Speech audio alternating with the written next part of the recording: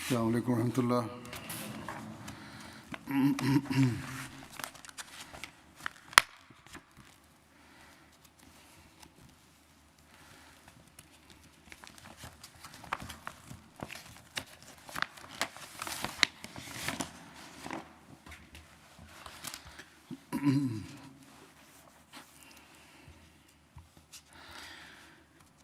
أشهد أن لا إله إلا الله وحده لا شريك له وأشهد أن محمدا عبده ورسوله أما بعد فأعوذ بالله من الشيطان الرجيم بسم الله الرحمن الرحيم الحمد لله رب العالمين الرحمن الرحيم مالك يوم الدين إياك نعبد وإياك نستعين اهدنا الصراط المستقيم صراط الذين أنعمت عليهم غير المغضوب عليهم ولا الضالين.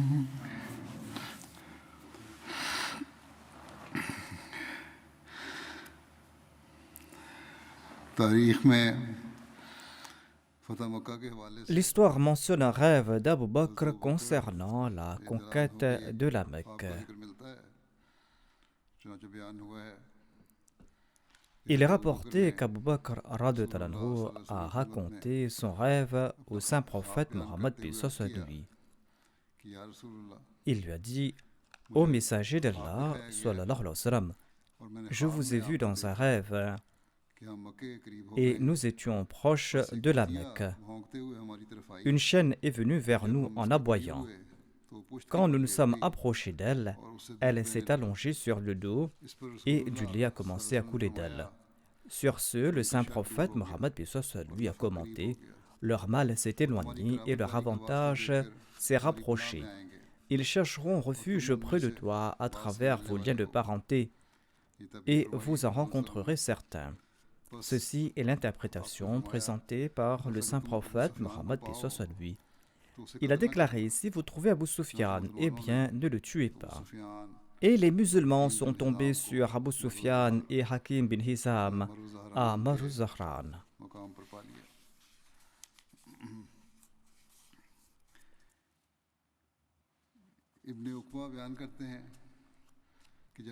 Ibn Uqba raconte que lorsqu'Abu Sufyan et Hakim bin Hizam retournaient, Abbas a dit au saint prophète Mohammed lui: Ô messager d'Allah, j'ai des doutes concernant la conversion d'Abu Sufyan. J'ai déjà mentionné en détail comment Abu Sufyan s'était soumis au saint prophète Mohammed lui et comment il avait reconnu la supériorité de l'islam. Cependant, Abbas a demandé au saint prophète Mohammed lui de faire revenir Abu Sufyan afin qu'il comprenne l'islam et afin qu'il voie l'armée d'Allah qui accompagne l'envoyé d'Allah sallallahu alayhi wa sallam. Selon un autre récit, Ibn Abi Shayba raconte que lorsqu'Abu Sufyan rentrait, Abu Bakr a dit au messager d'Allah sallallahu alayhi wa sallam d'ordonner de l'arrêter en cours de route. Selon un autre récit, Ibn Ishaq raconte que lorsqu'Abu Sufyan retournait, le saint prophète Mohammed lui a conseillé ceci à Abbas: arrêtez Abu Sufyan dans la vallée. Sur ce, Abbas s'est mis en route et il a arrêté Abu Sufyan. Abu Sufyan a déclaré: Ô Banu Hashim, est-ce que vous trompez les autres maintenant? Abbas a déclaré: les suivants des prophètes ne trompent pas autrui. Selon un autre récit, il a déclaré: nous ne sommes pas des trompeurs. Attends jusqu'au matin, jusqu'à ce que tu vois l'armée d'Allah et jusqu'à ce que tu vois ce qu'Allah a préparé pour les polythéistes. Ainsi donc, Abbas a retenu Abu Sufyan dans cette gorge jusqu'à l'aube.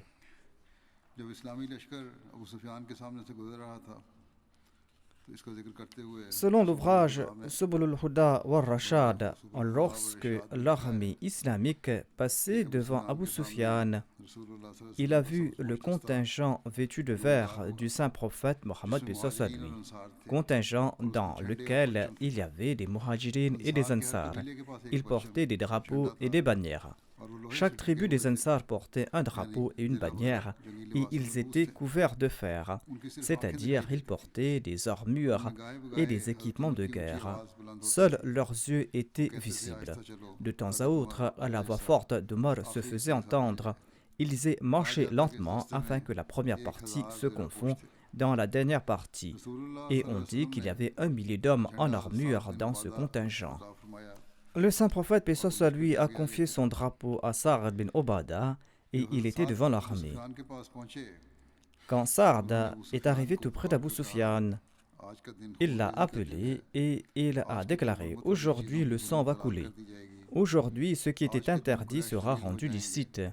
Aujourd'hui les Korachites seront humiliés. » Sur ce, Abu Sufyan a dit à Abbas « Ô Abbas, aujourd'hui tu es responsable de ma protection. » Ensuite, d'autres tribus sont passées par là, et par la suite, le saint prophète, paix soit lui, est apparu, et il montait sur sa chamelle Kaswa, et il était entre Abu Bakr et Usayd bin Hudayr, et il leur parlait.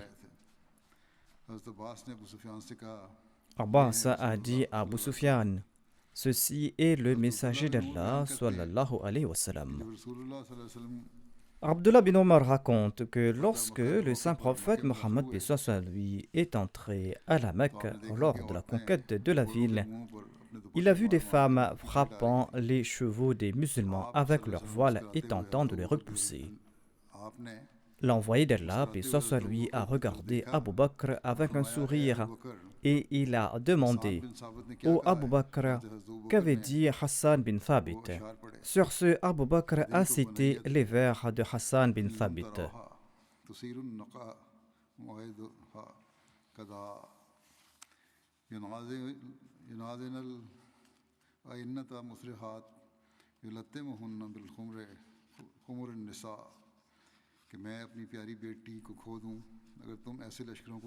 C'est-à-dire que je perde ma fille bien-aimée si vous ne voyez pas les armées soulevant la poussière et passant par les montagnes de Kreda, des chevaux rapides tirant sur leurs rênes et les femmes les frappant de leurs voiles. Sur ce, le saint prophète Mohammed lui a déclaré « Entrez dans cette ville d'où Hassan avait dit, c'est-à-dire en passant par Qada. » Qada est un autre nom pour Arafat. Il s'agit d'une route montagneuse qui descend de l'extérieur de la Mecque vers l'intérieur. Et l'envoyé d'Allah, paix soit lui, est entré à la Mecque lors de la conquête de la ville par ce chemin-là. À l'occasion de la conquête de la Mecque, le saint prophète, paix soit lui, a annoncé la paix générale. Et Abu Bakr a dit au saint prophète, paix soit lui, « Ô envoyé d'Allah, Abu Sufyan apprécie l'honneur. » Sur ce, le saint prophète Mohammed lui a déclaré que quiconque entrera dans la maison d'Abu Sufyan sera aussi sous protection. Après la conquête de la ville, le saint prophète lui a commandé qu'on détruise l'idole nommée Hubal. Elle a été détruite. Il s'est tenu à côté d'elle. Et Zubair bin al-Awwam a dit à Abu Sufyan, « Ô Abu Sufyan, Hubal a été détruite alors que tu étais très fier d'elle le jour de la bataille d'Uhud. Tu avais annoncé là-bas que cette idole vous avait comblé de faveurs. » Sur ce, Abu Sufyan a répondu, « Ô fils d'Al-Awwam, oublie ces choses-là. J'ai compris que s'il y avait eu un autre Dieu, à part le Dieu de Mohammed, eh bien nous n'aurions pas vu les événements d'aujourd'hui. » Sur ce, l'envoyé d'Allah, paix soit lui, s'est assis dans un coin de la Kaaba, et les gens se sont rassemblés autour de lui. Abu Huraira relate que l'envoyé d'Allah sallallahu alayhi wa sallam était assis le jour de la conquête de la Mecque et Abu Bakr se tenait à sa tête avec son épée pour assurer sa protection. Voici des détails concernant la bataille de Hunayn. Cette bataille est aussi connue sous le nom de la bataille de Hawazin ou la bataille d'Otas. Hunayn est une gorge située à environ 48 km de la Mecque sur la route menant à Taïf. Cette bataille a eu lieu au cours du mois de Shawwal en l'an 8 de l'Hégire après la conquête de la Mecque. Quand Allah a accordé à son messager sallallahu alayhi wa sallam la victoire à la Mecque, eh bien, les chefs des tribus Hawazin et Thaqif se sont rencontrés et ils avaient peur que le saint prophète, paix soit sur lui, ne les combatte. Malik bin Auf Nasri a rassemblé ces tribus arabes. Les tribus Hawazin, Banu Thaqif, Banu Nasr et Banu Jusham et Sa'ad bin Bakr et quelques personnes des Banu Hilal l'ont rejoint. Tous ces gens se sont réunis à Otas. Otas est une vallée tout près de Hunayn. Malik bin Auf a envoyé ses espions pour s'informer à propos du saint prophète Mohammed paix soit lui. Lorsque l'envoyé d'Allah paix soit lui a entendu la nouvelle de leur rassemblement, il a envoyé un de ses compagnons nommé Abdullah bin Abu Hadrat al-Aslami afin qu'il puisse se renseigner sur eux. Le saint prophète Mohammed paix soit lui a décidé de partir combattre les Hawazin. Et il a emprunté des armes à Safwan bin Umayya et à son cousin Nawfal bin Harith pour la bataille. Ainsi, l'envoyé d'Allah, paix soit lui, est parti avec une armée de 12 000 soldats pour combattre les Banu Hawazin. Et il a atteint le lieu dit Hunayn le matin et il est entré dans la vallée. Une armée de polythéistes se cachait déjà dans les recoins de cette vallée. Ils ont lancé une attaque surprise contre les musulmans. Ils ont lancé une volée de flèches si violente que les musulmans se sont enfuis et se sont dispersés, tant et si bien que l'envoyé d'Allah, paix soit sur lui, n'était entouré que de quelques compagnons, dont Abu Bakr.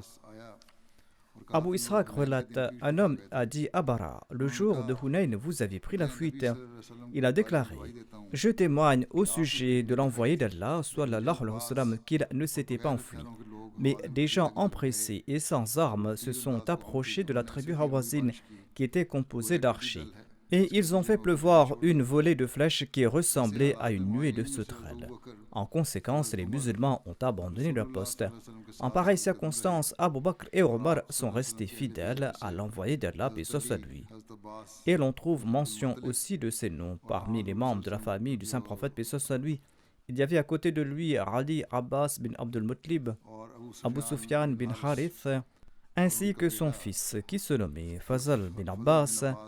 Il y avait aussi autour du saint prophète Mohammed paix soit sur lui, Rabia bin Harith et Oussama bin Saïd.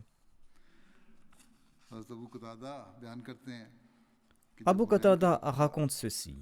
Lors de la bataille de Hunayn, j'ai vu un homme de parmi les musulmans qui combattait un polythéiste.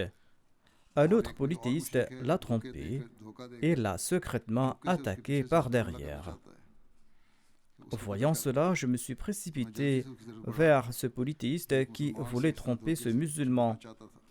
Il a levé sa main pour me frapper et j'ai frappé la sienne et j'ai tranché sa main. Ensuite, il m'a attrapé et m'a tiré si fort que je suis devenu impuissant. Puis il m'a laissé et il s'est relâché et je l'ai repoussé et je l'ai tué. D'autre part, les musulmans avaient été vaincus et ils avaient pris la fuite et je me suis enfui avec eux. Ensuite, les combattants sont retournés autour du saint prophète Mohammed paix soit sur lui. Le saint prophète paix soit sur lui a déclaré, quiconque apporte la preuve qu'il a tué un tel, eh bien les biens de sa victime lui appartiendront. Je me suis levé, a dit ce compagnon, pour chercher des preuves sur ma victime. Mais je n'ai trouvé personne qui puisse témoigner en ma faveur, et je me suis assis. Ensuite, j'ai décidé de raconter l'incident de ce combat au saint prophète Mohammed paix soit sur lui. L'une des personnes assises dans l'assistance a déclaré, j'ai les armes de celui qui l'a tué.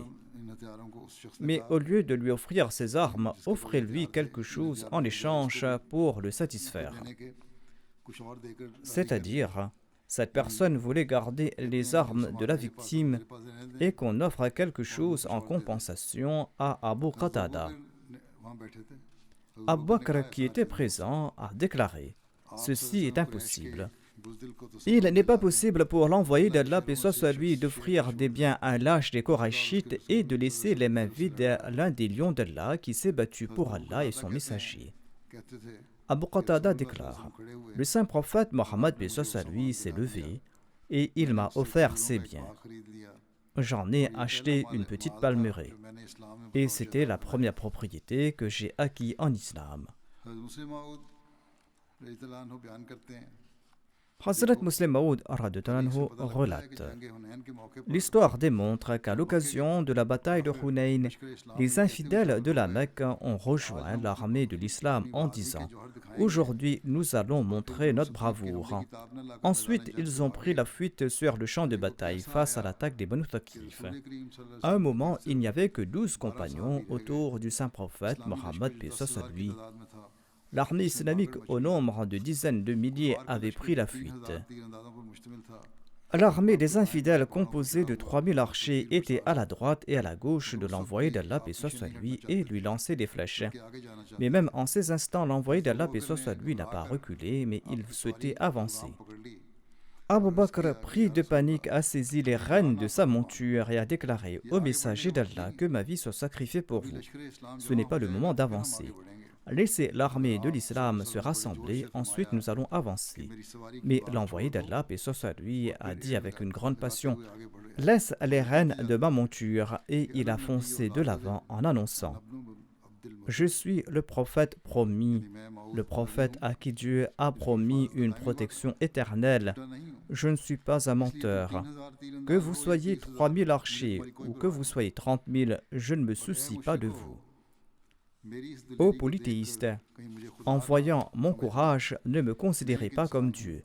Je ne suis qu'un être humain et je suis le petit-fils de votre chef Abdul Muttalib. La voix de son oncle Abbas était très forte et le saint prophète, paix soit sur lui, a regardé Abbas et il lui a dit « Ô Abbas, avance et crie fort aux compagnons de la sourate al-Baqarah, c'est-à-dire ceux qui ont mémorisé la sourate al-Baqarah.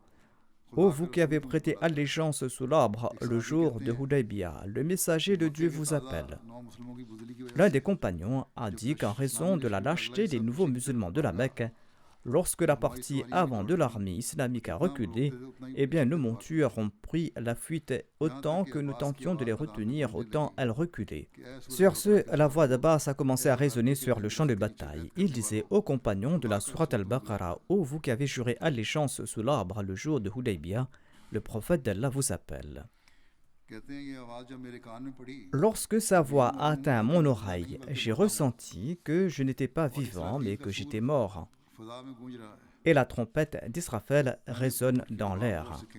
J'ai durement tiré sur les rênes de mon chameau et j'ai frappé sa tête par l'arrière. Mais il était si affolé que dès que j'ai desserré les rênes, il a couru en arrière.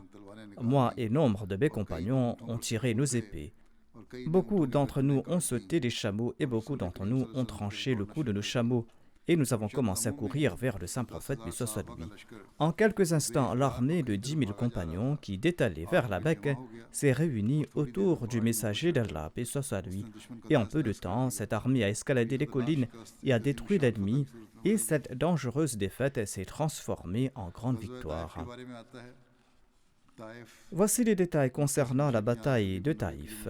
Taïf est une ville bien connue, située à environ 90 km à l'ouest de la Mecque. Il s'agit d'une ville montagneuse où abondent les raisins et d'autres fruits. Cet endroit était habité par les Banu Thaqif. Les tribus vaincues des Hawazin et des Banu Thaqif s'étaient enfuies avec leur chef Malik bin Auf Nasri à Taïf. Et là-bas, ils se sont enfuis dans leur forteresse. Après la bataille de Hunayn, l'envoyé d'Allah, paix soit sur lui, a distribué le butin à Jirana et il est parti pour Taïf au cours du même mois de Shawwal, c'est-à-dire en l'an 8 de l'Hégire. Jirana est le nom d'un puits situé tout près de la Mecque sur le chemin menant vers Taïf. Ce puits est situé à environ 27 km de la Mecque. Il existe plusieurs récits sur le nombre de jours pendant lesquels l'envoyé d'Allah, paix soit sur lui, avait assiégé Taïf. Certains disent qu'il avait assiégé cette ville pendant 10 nuits, d'autres présentent le chiffre d'environ 30 nuits ou de 20 jours. Selon un autre récit, l'envoyé d'Allah, paix soit sur lui, aurait assiégé les habitants de Taïf pendant environ 30 nuits. Ibn Hisham déclare également que le siège a duré 17 nuits. Anas rapporte dans le Sahih Muslim que nous avions assiégé Taïf pendant 40 nuits. Lorsque l'envoyé d'Allah, paix soit sur lui, a assiégé les Banu Thaqif à Taïf, il a dit à Abu Bakr: Ô Abu Bakr, dans un rêve, j'ai vu qu'on m'avait offert un bol rempli de beurre. Mais un coq l'a renversé et tout ce qui s'y trouvait a été perdu. Abu Bakr a déclaré: Ô messager d'Allah, sallallahu alayhi wa sallam, je ne pense pas que vous obtiendrez aujourd'hui ce que vous souhaitez. L'envoyé d'Allah, paix soit sur lui, a déclaré: Je ne vois pas cela arriver non plus. Après quelque temps, Omar a demandé: Dois-je annoncer le départ? L'envoyé d'Allah, paix soit sur lui, a répondu: Pourquoi pas? Sur ce, Omar a annoncé le retour.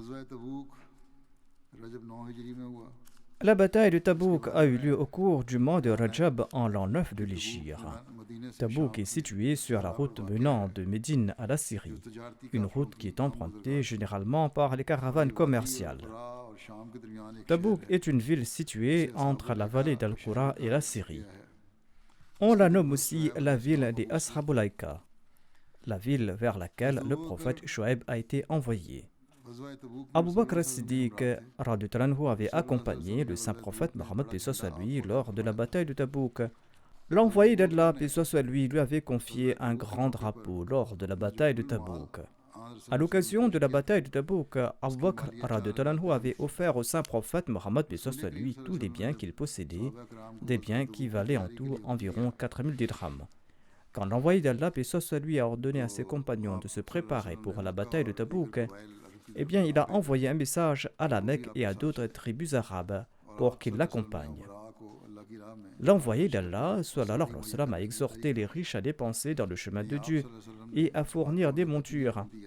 Le saint prophète Mohammed paix soit sur lui les a ordonnés de le faire et c'était d'ailleurs sa dernière bataille.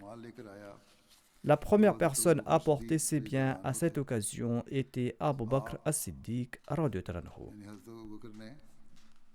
Abu Bakr avait apporté tous ses biens en cette occasion, des biens qui valaient en tout 4000 dirhams. Le saint prophète Mohammed paix soit sur lui a demandé à Abu Bakr s'il avait laissé quelque chose pour sa famille ou non. Il a répondu qu'il leur a laissé Allah et son prophète paix soit sur lui. Omar bin Khattab, quant à lui, a apporté la moitié de ses biens. Et le saint prophète Mohammed paix soit sur lui a demandé s'il avait laissé quelque chose pour les membres de sa famille. Omar a répondu qu'il leur avait laissé la moitié de ses biens. À cette occasion, Abdurrahman bin Auf a présenté 100 awqiya, soit environ 4000 dirhams. L'envoyé d'Allah sallallahu alayhi wa sallam, a déclaré: Othman bin Affan et Abdurrahman bin Auf sont parmi les trésors d'Allah sur terre. Ils dépensent pour le plaisir d'Allah, c'est-à-dire ils avaient offert de grosses sommes. À cette occasion, les femmes ont également présenté leurs bijoux. Asim bin Radi a offert 70 wasak de date, soit environ 262 mand. Un mand pèse environ 40 kilos. Cela signifie qu'il a offert un peu plus d'une tonne de date.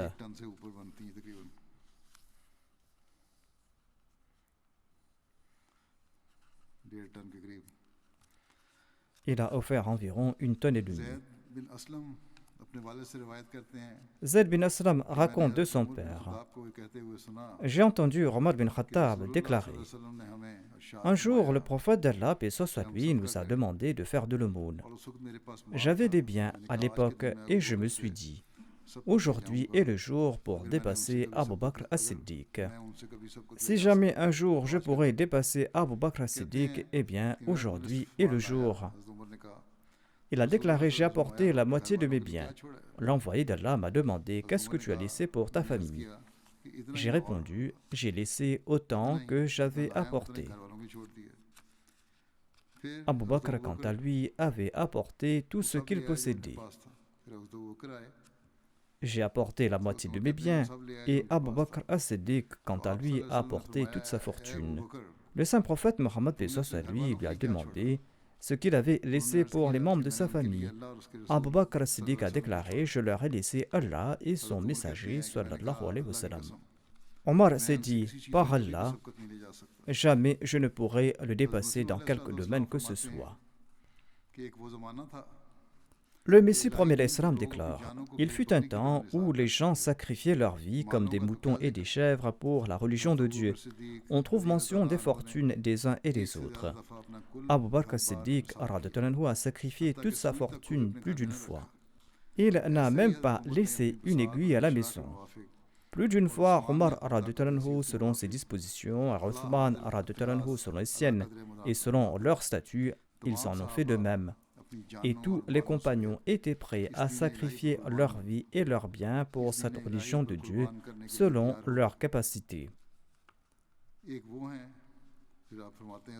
En faisant référence à ceux qui lui ont prêté allégeance, le Messie promis à l'Islam explique: c'est là leur exemple. Mais il y a aussi d'autres qui me prêtent allégeance et qui promettent de préférer la religion au monde. Mais quand on leur demande de l'aide et du soutien, ils ferment leurs poches. Peut-on atteindre quelque but religieux en aimant ainsi le monde? L'existence de pareils individus peut-elle être de quelque bénéfice à la cause prophétique? Absolument pas.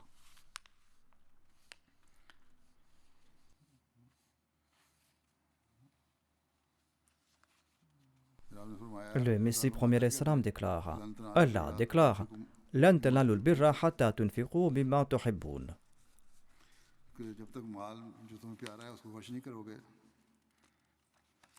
Ce verset signifie que jamais vous n'atteindrez la vraie droiture tant que vous ne dépensez pas vos biens les plus chers dans la voie d'Allah. Voici le récit de l'enterrement d'un compagnon par le saint prophète Mohammed lui et par Abu Bakr radhiyallahu anhu.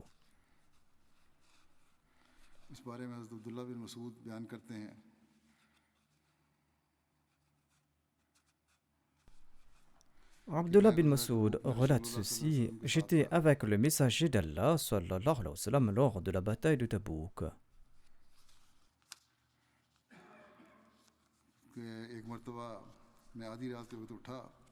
Je me suis réveillé au milieu de la nuit et j'ai vu un feu dans un coin de l'armée. Je suis parti là-bas pour voir ce qui se passait. Et là-bas, j'ai vu le messager d'Allah sallallahu alayhi wa sallam, ainsi qu'Abu Bakr radhiyallahu anhu et Omar radhiyallahu anhu.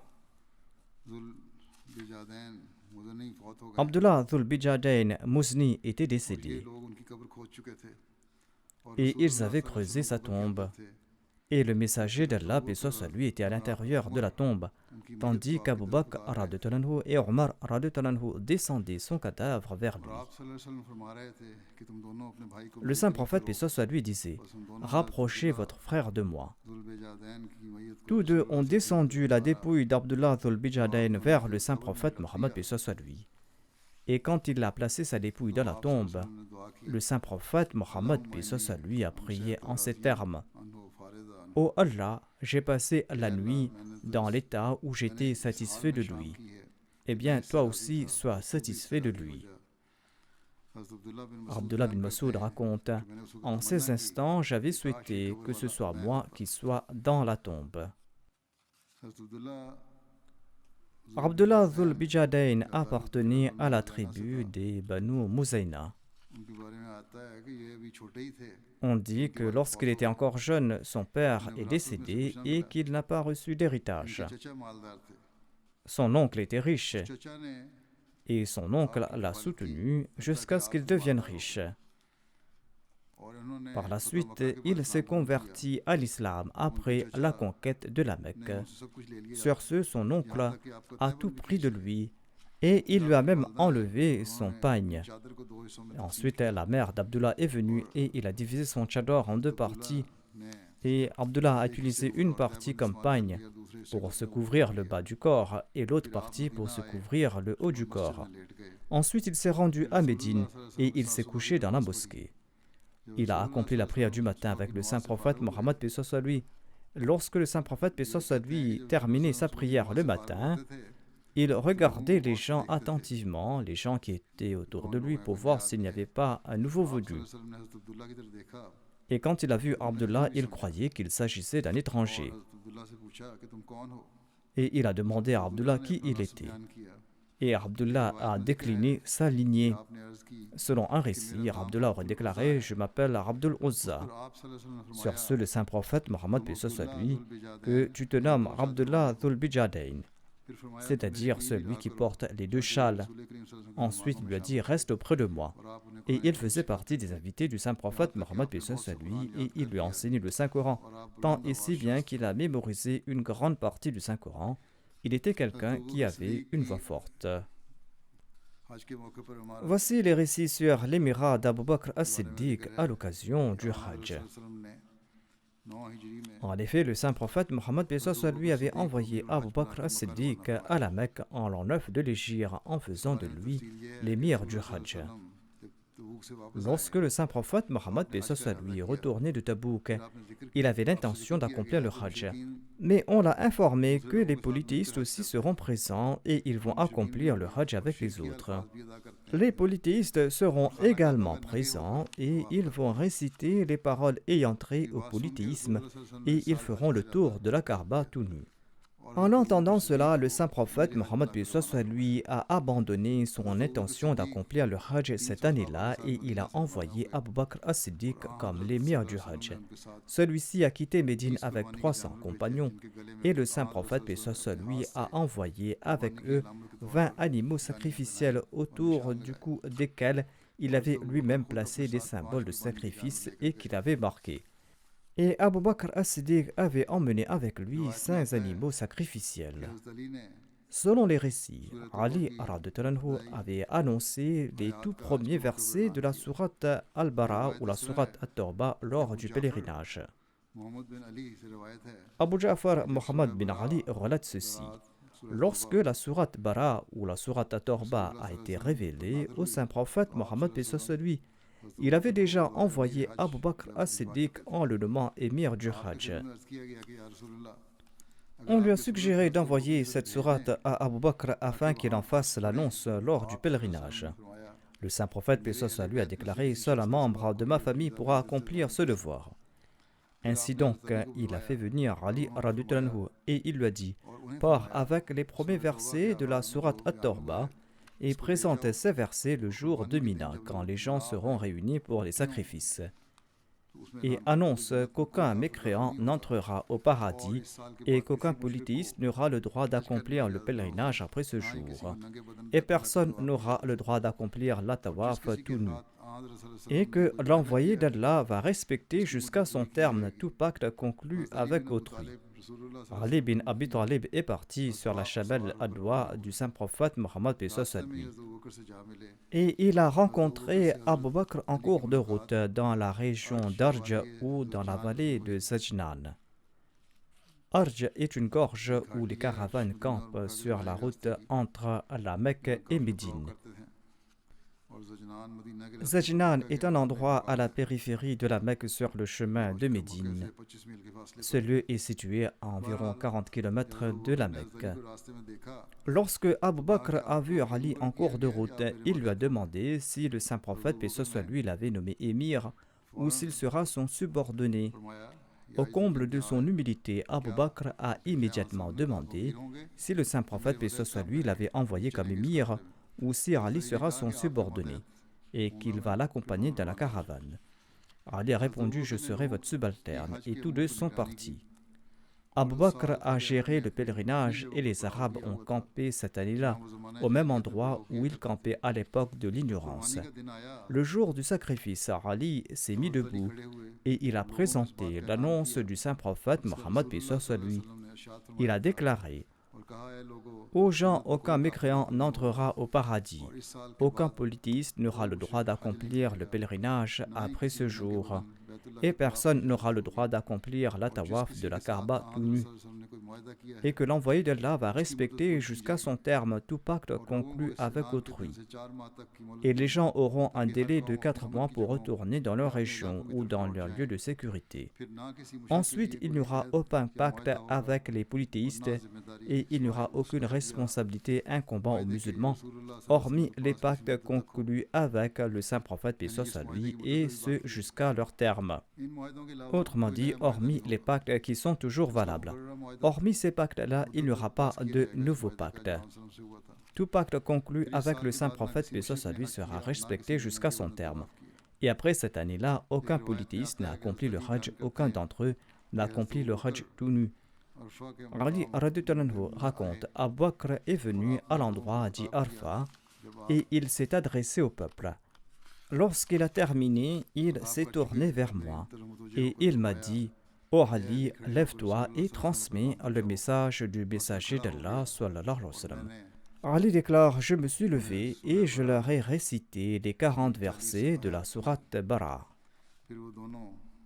Ensuite, Ali et Abu Bakr se sont présentés au saint prophète Mohammed paix soit sur lui. Je mentionnerai ces récits la prochaine fois. Je souhaite maintenant faire mention d'une personne qui est décédée ces derniers jours et dont je dirigerai la prière funéraire, Inch'Allah. Il s'agit de Madame Amtul Latif Khurshid Sahiba qui résidait au Canada et qui était l'épouse de feu Sheikh Khurshid Ahmed, qui était le rédacteur en chef adjoint du journal Al-Fazl de Rabwa. Elle est décédée ces derniers jours à l'âge de 95 ans. Inna lillahi wa inna ilayhi raji'un. Elle était moussia par la grâce d'Allah. Elle était la petite-fille de Hazrat Mia Fazal Muhammad, originaire de Harsiyan, qui était un compagnon du Messie premier l'Islam. Elle était aussi la petite-fille de Hazrat Hakimullah Bakhsh, originaire de Madras Talwand Diori, et de Hazrat Amajan. Et elle était la fille aînée de Mia Abdurrahim Dianat Darwish de Qadian et de Amina Begum. Elle a fait ses études secondaires au lycée Nusrat Girl High School de Qadian et elle s'est inscrite à la Jamia Nusrat en 1943 ou 1944. Elle a étudié là-bas pendant 2 années. Ensuite, elle a fait des études privées et elle a passé l'examen de Adib Alim. Elle a épousé Sheikh Khurshid Ahmad, le rédacteur en chef du journal Al-Fazl, et l'annonce du nikah a été faite par le 3e calife à la mosquée Mubarak. Allah l'exalté lui a accordé 3 fils et 2 filles. Elle était la sœur de Abdul Basit Shahid, missionnaire de la communauté qui réside actuellement au Royaume-Uni. Celui-ci a également travaillé à Londres. Il a aussi servi en Afrique pendant une longue période.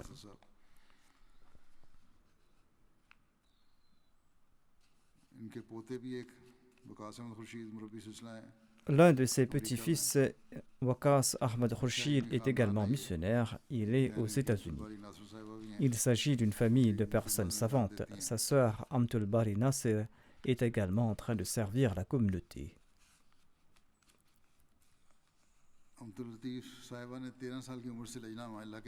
La défunte Amtul Latif Sahiba a commencé à servir au sein de la Lajna Imaïla dès l'âge de 13 ans et elle a servi pendant 70 ans tout.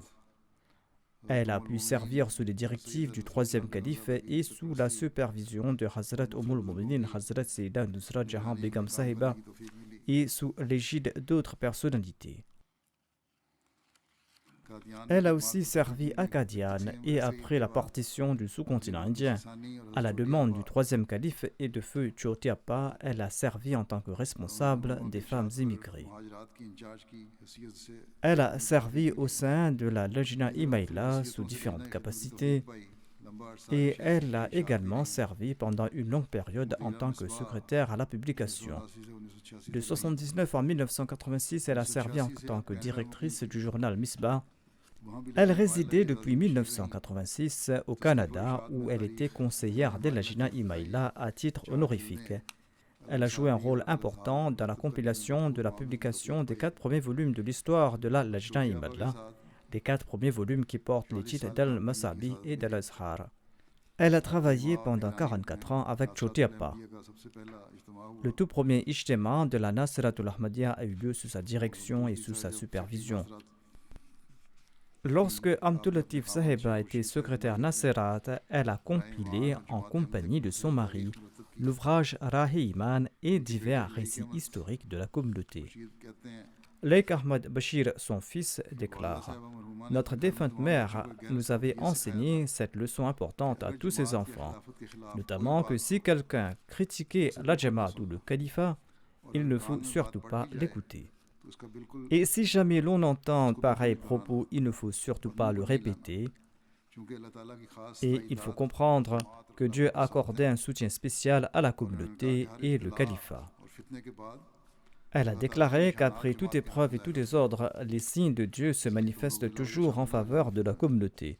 Ainsi donc, il ne faut participer à aucun désordre. Son fils ajoute « Notre mère était une histoire ambulante de la communauté. Elle était très conviviale et elle souhaitait le bien de tout le monde. Elle avait une grande confiance en Dieu et elle aimait servir l'humanité. Et elle aidait activement les familles immigrées qui venaient s'établir au Canada. »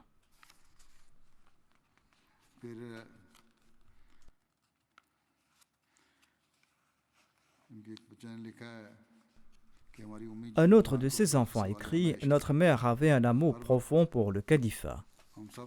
Elle nous enjoignait toujours de prier pour le califat et elle nous faisait des rappels constants à ce sujet. Elle était très régulière dans ses prières quotidiennes et elle le faisait en y attachant un grand respect. Et la journée du vendredi était-elle la journée de l'Aïd chez nous. Elle déclare au sujet de son amour pour le Saint-Coran, elle a enseigné la lecture du Saint-Coran à beaucoup d'enfants et elle leur enjoignait à adopter une bonne prononciation. Waqas Khurshid, qui est son petit-fils et qui sert comme missionnaire, a écrit ceci. Elle attirait toujours notre attention vers les prières et vers le fait d'étudier. Et elle enseignait l'histoire de la communauté aux enfants à travers des histoires, afin de les éduquer de la meilleure façon. L'une de ses petites filles écrit ceci. Notre grand-mère a 9 petites filles. Elle a fait notre éducation à nous les filles, de manière à ce qu'on puisse servir au sein de la Lajna Imaïla. Elle nous a aussi enseigné le respect et les étiquettes et la bonne façon de respecter le voile, de bien s'occuper de la maison. Elle nous a aussi enseigné l'hospitalité, la couture et l'écriture ainsi que la lecture de l'Ourdou. Et elle nous guidait toujours dans ses affaires. Et lorsque nous sommes devenus majeurs, elle nous a encouragés à bien nous occuper de nos maris et de nos belles familles. Et elle était très contente lorsque nous disions que nous avions passé du temps avec notre belle famille.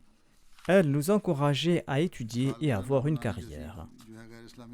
Elle s'opposait fermement à des traditions non islamiques comme le fait de célébrer les anniversaires, mais elle a également fait en sorte que les anniversaires et les événements spéciaux restent mémorables.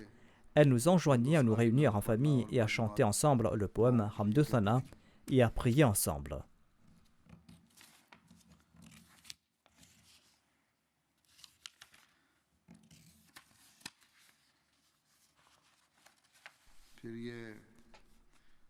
Sa petite fille ajoute « La défunte faisait partie intégrante de notre éducation en tant que musulmane Ahmadi au Canada et elle nous a appris à concilier notre vie dans la société occidentale avec notre foi. »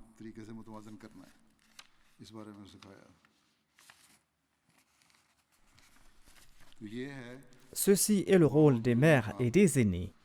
Pour prodiguer l'éducation nécessaire à la nouvelle génération, il faut leur enseigner la religion et également comment s'adapter à la société occidentale sans être victime de complexes d'infériorité. qu'Allah accorde son pardon et sa miséricorde à la défunte et qu'il exalte son rang et qu'il permette à ses enfants et à sa descendance de perpétuer ses nobles actions.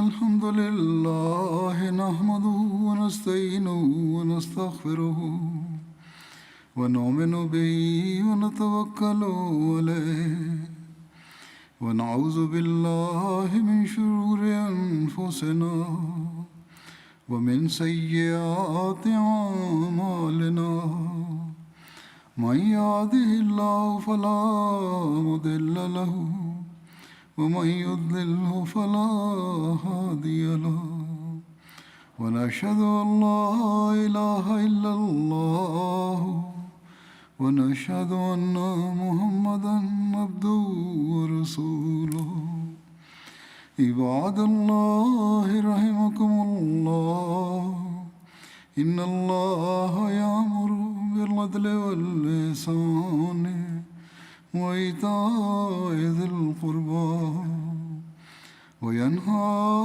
عن الفحشاء والمنكر والبغي يعظكم لعلكم تذكرون اذكروا الله يذكركم وادعوه يستجب لكم ولذكر الله أكبر